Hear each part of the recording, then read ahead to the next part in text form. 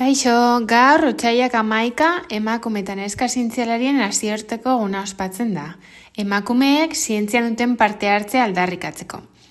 Al zenekien emakumeen presentzia zientzietan mundu mailan zientzien ikasketak egiten dituztenen 25% bakarrik direla emakumeak, hau da, 3 emakumetatik bat. Hala ere, bidea eraikitzen ari gara hau aldatzeko. Zergatik gertatzen da hori? Genero desberdintasuna jaiotzatik hasten direlako, eta hezkuntza eta gizarte estereotipoek aukera eta erabaki horiek baldintzatzen dituzte.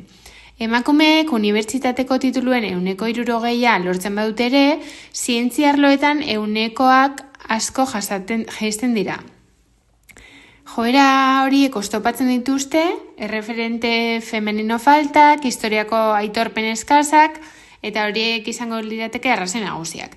Gaur egun, mundua eraldatu duten emakume zientzialaria gogoratzen dira, eta ezagutarazten dira baita. Eta hau, zergatik gertatzen dela uste duzue?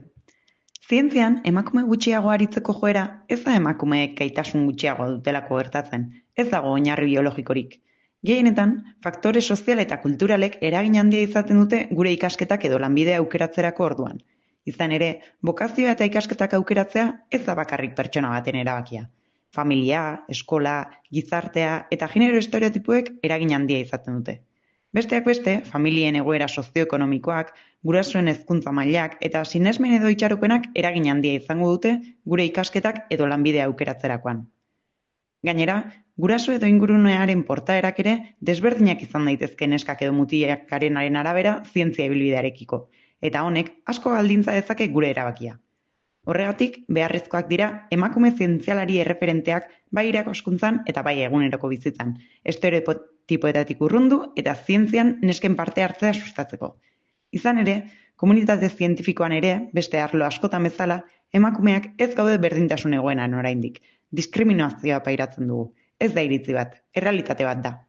Gehiago itzalpean gera ez daitezen, ezagut ditzagun Euskal Herriko emakume zientzialari batzuk. Dotorea Barnes González, Iruñan jaioa, 1904, kimikaria. Iberiar penintsulan, sustantzien egitura kimikoa identifikatzeko aukera ematen duten teknika espektroskopiko aurreratuen erabileran aitzindaria izan zen. Espainiako Gerra Zibilean, Frantzian erbesteratu zen. Itzuli zenean, Frankoren erregimenak irakaskuntza debekatu zion, eta bere ikerketarekin ere ezin izan zuen jarraitu.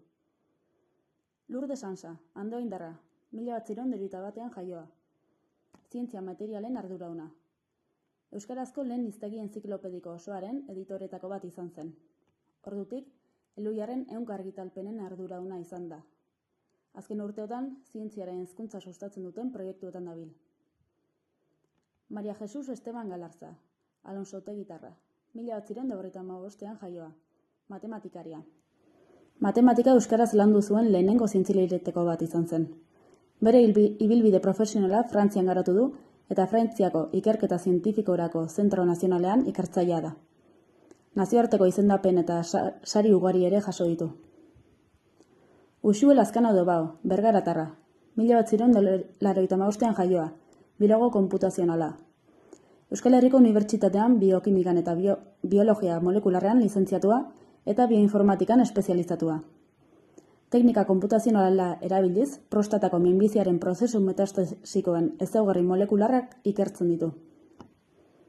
Felisa Martín Bravo, Donostiarra, 1918 jaioa, fisikaria eta meteorologoa izan zen. Ikasketen zati bat Cambridgen egin zuen, eta X-izpiak eta egitura kristalinoak ikertu zituen irakaskuntza libreko erakundearekin lotutako zentro batean. Fisikan doktoregoa lortu zuen lehen emakumea izan zen, eta Espainiako meteorologia zerbitzuan sartu zen lehen emakumea baita ere. Maria Goiti, Getxotarra, 1973 jaioa. Irakaskuntza libreko erakundearekin lotutako irakasle, idazle eta ikertzaile izan zen. Diktadura hasi zenean, literaturako irakasle kargua utzi eta ikerketara dedikatu zen. Espainiako balada tradizionalaren modelo analitikoa Euskal baladan aplikatuz.